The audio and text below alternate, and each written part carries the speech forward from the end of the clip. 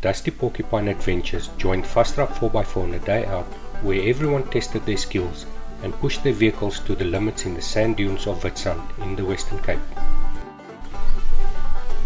Vastrap 4x4 is a family-oriented local 4x4 club in Mossel Bay run by Kobus Botha. The club was established in 2018 and currently has around 80 active members. They get together once a month for an outing that ranges from rock crawling and obstacles to treasure hunts and scenic drives in and around the garden route. Vastrap 4x4 is a very social group that caters to everyone with a passion for the outdoors and their 4x4 vehicles. Besides their monthly outings, they get together once a month on a Thursday evening for a social night where they share stories and experiences around the fire. Vastrap 4x4 is also involved in a community where they host and assist in various fundraising activities where they incorporate the 4x4 lifestyle. I will leave contact details for Vastrap 4x4 in the description below.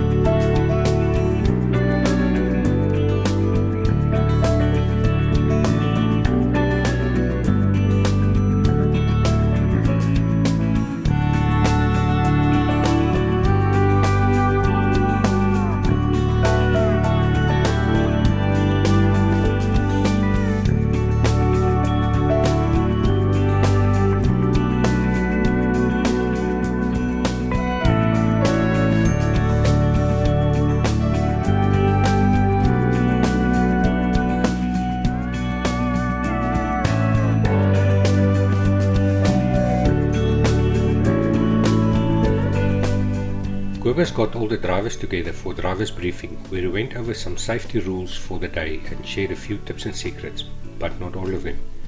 Kobus introduced Conn Swart, who would be our guide for the day on the dunes. Conn not only has knowledge of the area and knows the dunes like the palm of his hands, but he also knows how to drive on thick sand and did not hesitate for one moment to share his knowledge and experience. His patience stood out as some of the people went to play with brand new vehicles that still needed to figure out which button to press. He even looked after Mom, who is well over 60 years old and drives solo with a trusty 2018 Ford Everest. I recommend Conn as a guide whenever you plan on going on an outing like this to the dunes of Witsand. Check out the description below for his contact details. After driver's briefing, everyone started to get their vehicles ready for the fun ahead. Tires were deflated to 0.8 bar by most of us. Those that did not soon deflated some more as they realized that driving in the sand is very difficult if tires are not below 1 bar. Deflating the tires gives you more footprint in the length of the tire and not in the width as some people think. The larger the footprint, the more traction you have. The more traction you have, the easier it is to keep momentum, which is the most important rule when driving in the sand. If you lose momentum, you will get stuck or not reach the summit of the dune.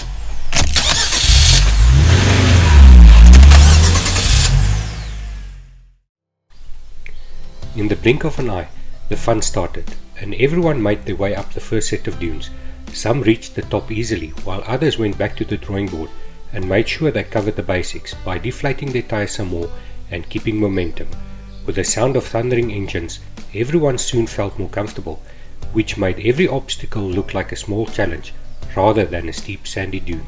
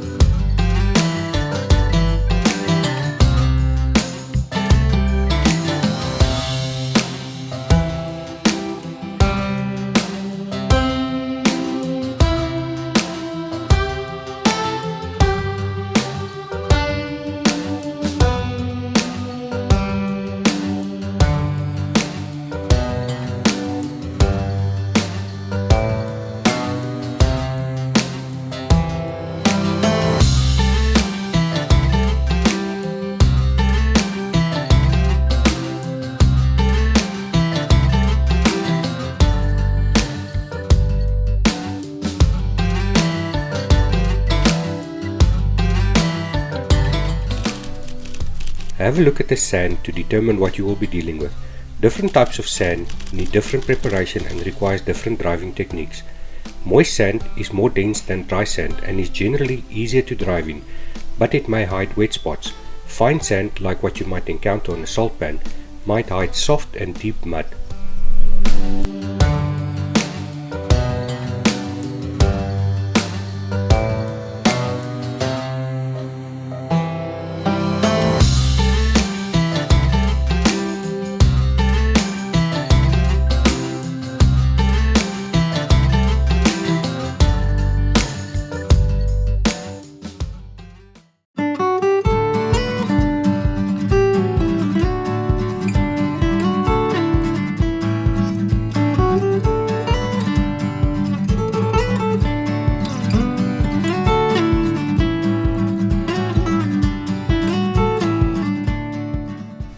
If you plan on a whole day of driving in the sand, keep an eye on the time of the day.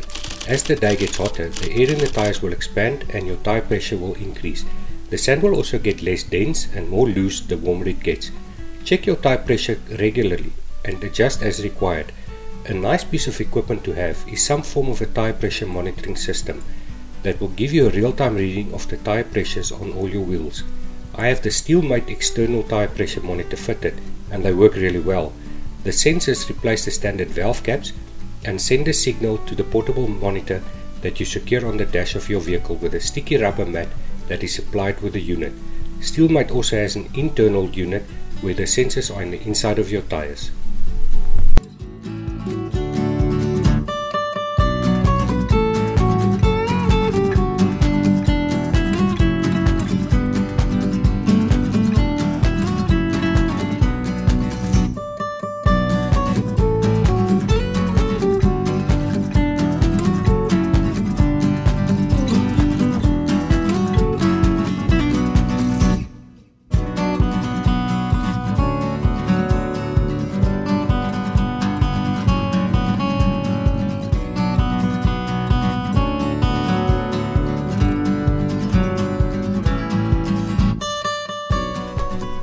Although some of the obstacles were more challenging than others, there was always an escape route you could take to skip the more challenging dunes with a way around that proved to be a bit easier. This makes it ideal for both experienced and non-experienced drivers. If you have absolutely no experience with sand driving, this route will definitely teach you the ropes and you will soon become a master at sand driving. You will, however, not be able to drive here without a 4x4 vehicle, and good ground clearance is a must.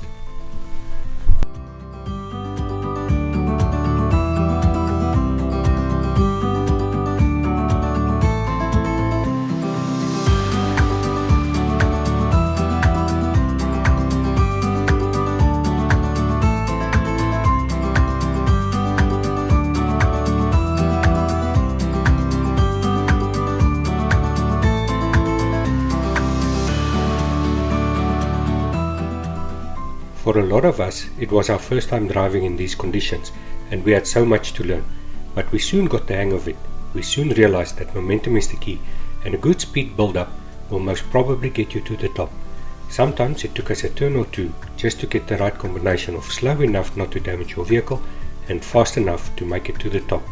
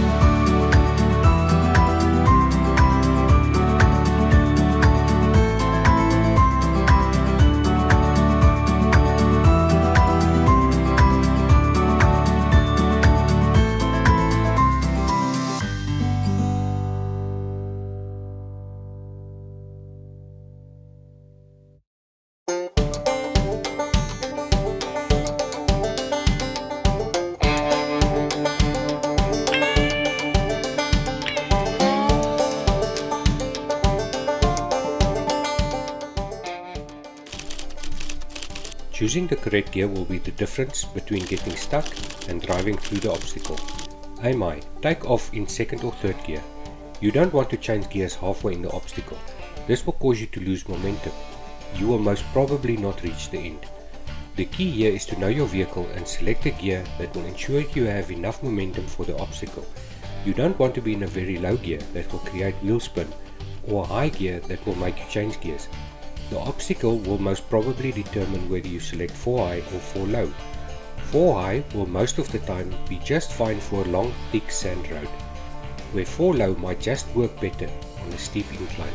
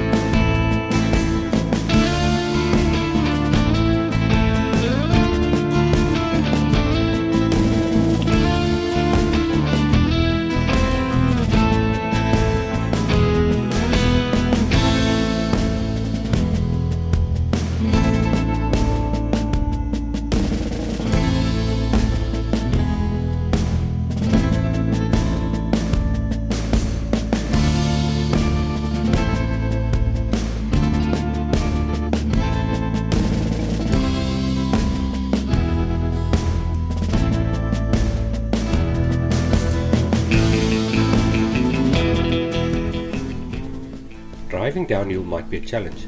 I would recommend selecting 4 low, using first gear and letting go of everything. You do not want to control your speed with the brakes. Braking might cause your wheels to lock and you will slide down the hill.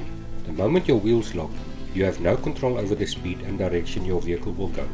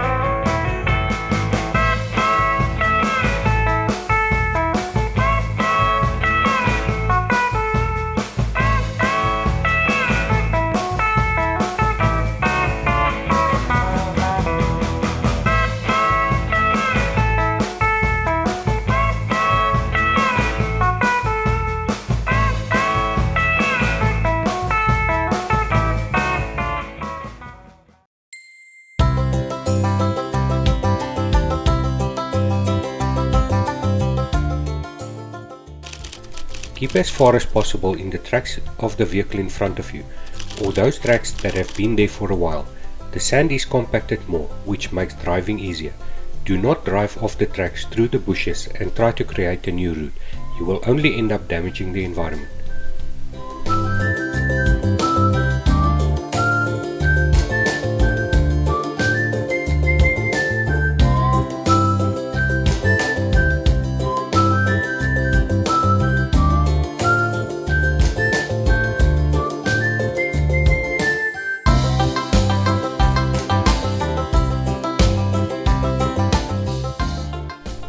As we all know by now, a good build-up of speed is very important when climbing a hill in thick sand. Conn did not make it easy for us and made sure we had as little run-up as possible to build up speed for some of the obstacles. This one was no different. Some of us struggled more than others and had to take the safe route after a couple of attempts.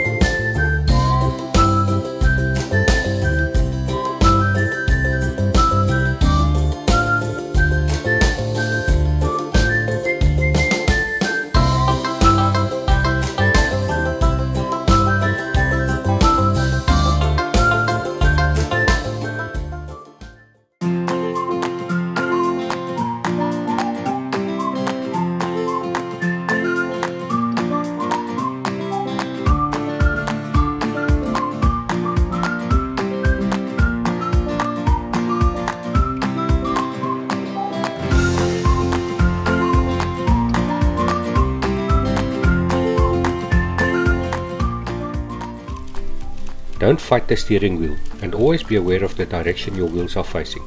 Do not jerk the steering wheel forcibly from one direction to another, but try to keep your front wheels in the direction you travel. If your wheels are turned, they might suddenly jump out of the deep track and surprise you. Never try to set a new land speed record in thick sand. Your vehicle might suddenly move in another direction, and you might end up rolling it, especially if you have heavy equipment on the roof.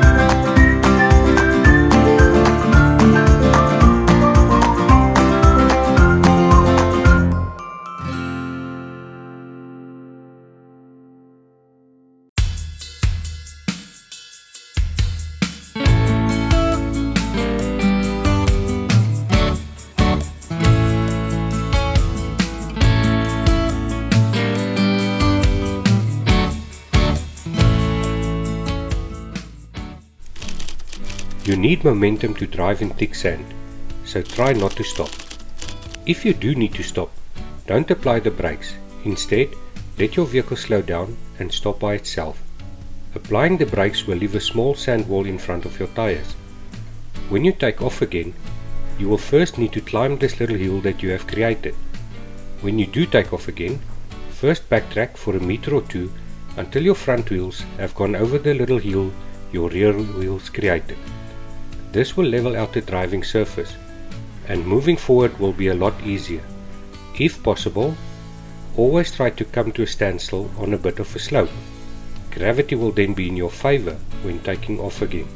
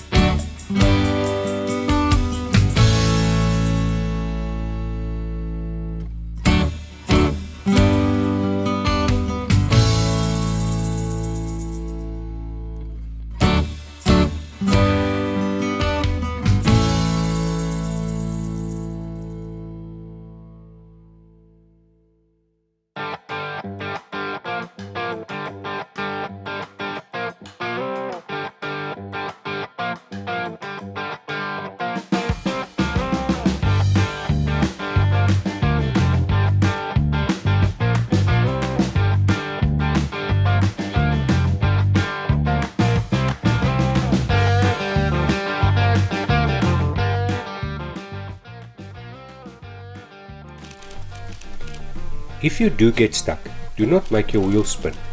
This will only make the recovery more difficult, as you will be digging yourself deeper into the sand. As soon as you realize that you are not moving anymore, stop. Get out of your vehicle and have a look at the mess you have created. Start removing the sand in front of your tires. You should be able to see all the way to the other side of your vehicle, and if you cannot, dig out the sand under the vehicle.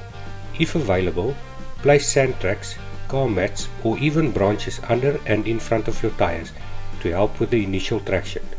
Once again, start backtracking to create a firmer track and try to drive out without spinning your wheels.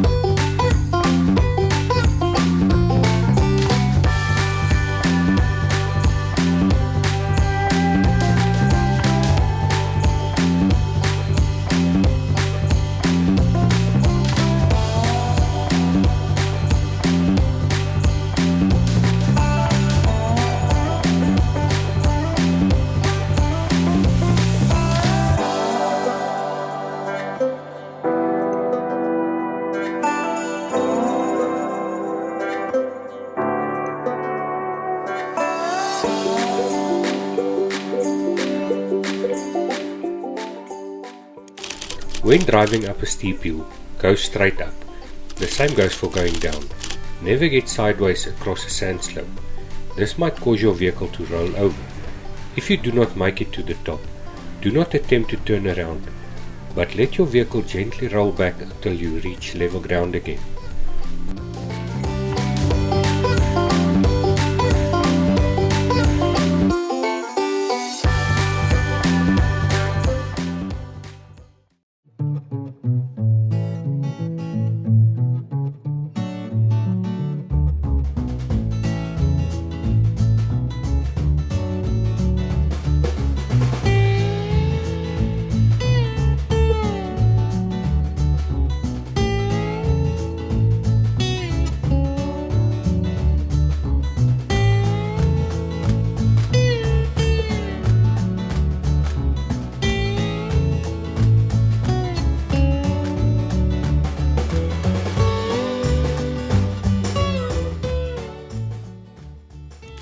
Remember to inflate your tires at the end. A good scale to work with is the rule of thirds. Refer to your vehicle manufacturer's recommended tire pressure. Take a third down for gravel roads and another third down for sand or mud driving. If your recommended pressure is 2.4 bar, you can deflate to 1.6 bar for gravel roads and 0.8 bar for thick sand and mud.